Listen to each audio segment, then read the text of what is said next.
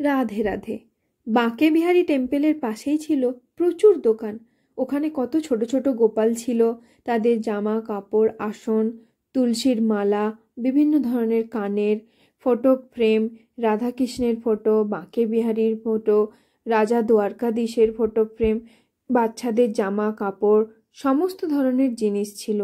চাইলে তোমরা ওখান থেকে অনেক গিফট আইটেমও কিনতে পারো।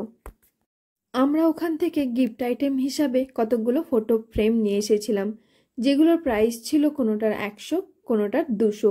আমি খুব বড় সাইজের ফটো ফ্রেমগুলো নিইনি, মিডিয়াম সাইজেরগুলো নিয়ে এসেছিলাম, যাতে আমার ক্যারি করতে ইজি হয়। এই যে সাইজটা দেখছো, এইগুলোর প্রাইস ছিল 200, কোনোটা 250। প্রসাদ হিসাবে ওখান থেকে আমি নিয়ে নিয়েছিলাম কিছু প্যাড়া।